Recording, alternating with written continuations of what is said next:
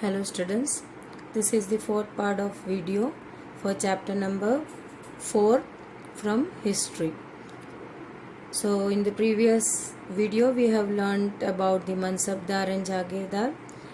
In this video we are going to learn the topic that is Zabt and Zamindars. So tax on produce by the peasant was the main source of the revenue for the Mughals. In most of the places, peasants paid taxes through rural elites, that is, the headman or the local chieftain. That we have already learned that zamindar used to collect, or in some of the places it is being collected by the headman of the villages. So, main source of income of Mughal empire is considered as the revenue collected from the peasant. Zamindar were the intermediaries between peasant and the ruler. Why they were considered as intermediary? It means the connector who is connecting peasant with the ruler. So ruler doesn't have to deal directly with the peasant, or peasant is not directly meeting up the rulers. So who is between them a link? Zamindar. Zamindar used to collect the revenue for rulers from the peasant. So they work as the intermediary person, or in between person, you can say, the middle person. A careful survey was taken by Akbar's revenue minister and his name was Todermal. So I have already given the homework to find out the 9 gems. So you might have been heard about him also, the Todermal. He was the revenue minister under Akbar's region or ruling period. So he was taking a careful survey of crop yield, prices and the areas of cultivation, and this survey was being done for 10 years, that is from 1570 to 1580. Regular survey was taken by Todermal. So was conducted, and tax in cash was fixed on each crops. So as they were looking after the crops, what is being cultivated, so as per the crop they were putting a particular tax on the crop type. So there is a fixed taxes on the each crop. So the similar amount or similar tax was not being collected from every crop. They were having different kinds of taxes for each and every crops. Each provinces was divided into revenue circles with their own schedule of revenue rates for individual crops. As I said, for individual crops, the whole provinces was divided into revenue circles, and they are having their own schedule of revenue rates. What could be the rate of that particular individual crop, that is being decided by the person who is looking after the tax collection. So here is the Todermal, or who is looking after the account. So this revenue system was called as Zabt. When the province is divided into revenue circles, when they were having their own schedule of revenue rates for each crops, this kind of system, revenue system, was known as Zabt. But the same system was not possible in the provinces like Gujarat and Bengal. Now why was this? Because Mughal administrators were not able to take survey in these areas. So the subsystem what was being followed, that was followed in the area where the Mughal were having their control, or the Mughal administrator were able to take away the survey. But the same system was not possible where, like Gujarat and Bengal, because they couldn't survey in these areas. For that reason, this system was not possible in Gujarat and Bengal. In some of the area, the zamindar exercised a great deal of power, because they are collecting taxes, they are having right to collect, and they are being appointed by rulers. So in short, they are having the power in that their own area where they are collecting taxes. So the exploitation by Mughal administrator could drive them to rebellion. And also we have learned that whatever amount or whatever revenue asked by the rulers, zamindar, anyhow they have to collect from the peasant. Either they have to pay it from their pockets. So sometimes zamindar also felt that they are being exploited by the rulers. So what happened? So they move against them. They also rebel. They protest. Sometimes peasants and zamindar of the same caste rebelling against Mughal authority, because peasant is already exploited. But zamindar, when they are not able to give away the revenue amount what is being asked by the rulers, then they are also feeling that they are being exploited by the Mughal authority or the administrator. So they both together protest against the Mughal authority or rebel against the Mughal authority. These peasant revolt challenged the stability of the Mughal Empire from the end of 17th century. So what happened? Against the Mughal authority or empire, who has revolted? The peasant has revolted. When? In 17th century. So because of that, the Mughal Empire stability, you can find that was being declining slowly and steadily because of the peasants' revolt in 17th century. Akbarnama and Ainai Akbari, that we are going to cover the next topic. The next topic is Akbarnama and Ainai Akbari. This is from your textbook. So Akbar ordered one of his close friend and courtier, Abul Fazl, to write a history of his reign. So Abul Fazl wrote a 3-volume history of Akbar's reign titled Akbarnama. So this is Abul Fazl was also one of the 9 gem. Todarmal you have already gone through, and this was the one of the 9 gem, Abul Fazl, and he was also an courtier. So he was asked to write about the history of the Akbar's reign. So what the book's title was? Akbarnama. So the first volume dealt with Akbar's ancestor, and their second volume recorded the events of Akbar's reign. So first book tell about their ancestors, their grandfathers, grandfathers, and about them it is being dealing with. And second volume records the events of Akbar reign, the ruling period of Akbar. The third volume is Ainai Akbari. It deals with the Akbar administration, household, army, the revenue, and the geography of his empire.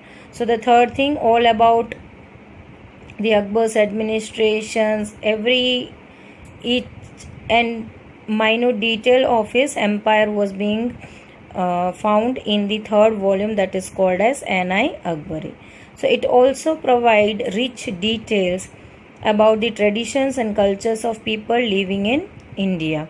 The most interesting aspect of Ainai Akbari is its rich statistical details about things as diverse as crops, yield, prices, wages, and revenues. So third book, in short, you can get the glimpse of the Akbar's region in detail. Each and every corner, about peoples, about the crop, what was being yielded, prices, wages, revenue, everything you can find in the third volume of Akbarnama. Our next topic is Akbar's policy. Abul Fazl, in his book Akbarnama, discussed the feature of Akbar's administration, particularly in its last volume, Ainai Akbari, that we have already learned. Empire was divided into provinces, that is called as subhas, governed by subedar, or you can call it as governor. Now what is subedar's duty? Who is carrying out both political and military function. So here the whole province, the whole kingdom is divided into subhas. Then it is being looked after by the subedar. Subedar was assisted by the officers like Bakshi. Now who is Bakshi? The military paymaster. Sadr, the religious and charitable patronage. Faujdar, military commander. And Kotwal means the town's police commander. So he is helped out by the many of the assistants to look after the subhas. Diwan was the financial officer in each the provinces. Nobles commanded large armies and were loyal to their rulers. Next topic that in between the Akbar's policy that we are going to learn about is Noor Jahan's influence in Jahangir's court. That is in your textbook given. Noor Jahan's influence in Jahangir's court. This is in your textbook. You can see it from in your textbook only. Mehrunisha married the Emperor Jahangir in 1611 and received the title as Noor Jahan. So there is a tradition in Muslim family that after marriage they changes the wife's name. So Mehrunisha become the Noor Jahan after getting married with Emperor Jahangir. So she remained extremely loyal and supportive to the monarch. As a mark of honor, Jahangir struck silver coin bearing his own title on one side, and on the other the inscription struck in the name of Queen Begum Noor Jahan. So this was the great thing, as we have learnt in the last chapter also, where the women were not getting that much respect or not accepted by the society. Here Jahangir has honored her. How? By striking down a silver coin. So one side Jahangir's name was being struck on the coin, on the other side her wife's name was being struck. That is written as Queen Begum Noor Jahan. The adjoining document is an order, that is Farman of Noor Jahan. The square seal states, command of Her Most Sublime and Elevated Majesty Noor Jahan Padshah Begum. The round seal states, by the son of the Shah Jahangir is become as brilliant as the moon. May Noor Jahan Padshah be the lady of age. So the document here you can see it is being a Farman of Noor Jahan. So a square seal, what it tells about the command of Her Most Sublime and Elevated Majesty Noor Jahan Padshah Begum, and round seal states it is for the son of Shah, that is Jahangir, and he says she become a brilliant as the moon. May Noor Jahan Padshah be the lady of age, because already he is just comparing Noor Jahan with the moon. So he is saying that Noor Jahan Padshah will become a lady of ages. So that much honor he has given to his wife. But by the end of 17th century, many nobles had built independent network of their own.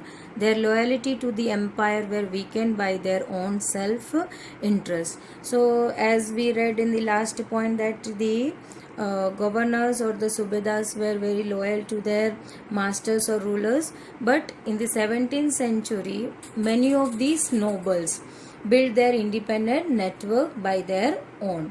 So their loyalty to the empire, what happened, that weakened. For what reason? For their own self-interest, because they don't want to look after the kingdom, they just want to become a ruler, they want to be in a power. So now after 17th century or by the end of the 17th century, they are no more loyal to their rulers. Akbar had a secular outlook. Now why secular? Already you know we are not going, the Akbar is not giving any one particular religion as the importance. So Akbar was having a secular outlook. While Akbar was at Fatehpur Sikri during 1570, he started discussion on the religious with various ulama.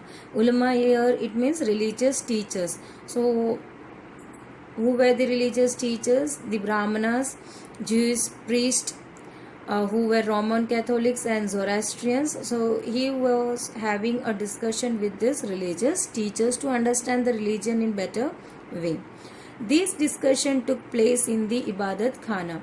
So Akbar and the religious teacher or leaders used to meet in one particular hall. That hall is known as Ibadat Khana. So there was no fight, no quarrel in between this religious leader. Only the thing was they want to understand about the different religion, the teachings of the different religion, what does the religion taught to their followers, that Akbar want to understand. And that discussion was happening in this hall that was called as Ibadat Khana.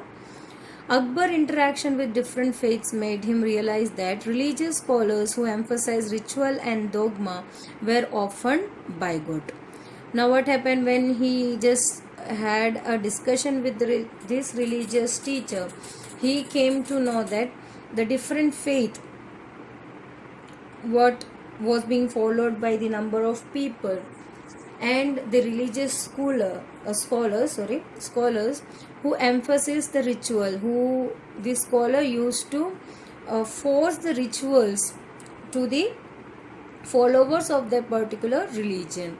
Now Akbar considered it as dogma were often bigot. Now what do you mean by dogma? A statement or an interpretation declared as authoritative with expectation that it would be followed without questions.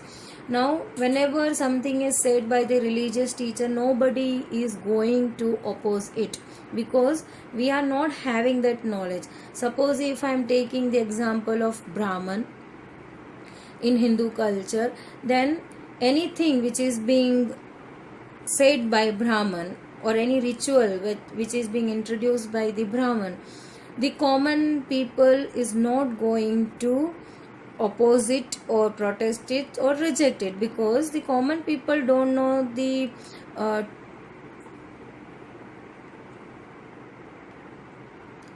they don't know about the Granth, what is being written, because it was all thing written in Sanskrit, and this language was not being learned by the commoners. They are not educated, so Brahmanas were considered as the most educated one in the society. So because they don't know what is being written in Granths or religious text, they cannot oppose Brahman. So Akbar felt that this is dogma. So without raising or arising or questioning them, they used to follow whatever is being asked by the religious leaders. So this is considered as bigot. Now bigot means what? An individual who is intolerant of another person's religions, belief or cultures. So here bigot means to tolerate other religion. That is very much necessary. Nowadays the same thing happening. Tolerating each other. We are tolerating the other religion, religious belief or the culture. Because all are coming from the different background, different religions. Here India is the best example, because many of the people who came from different regions, they ruled here.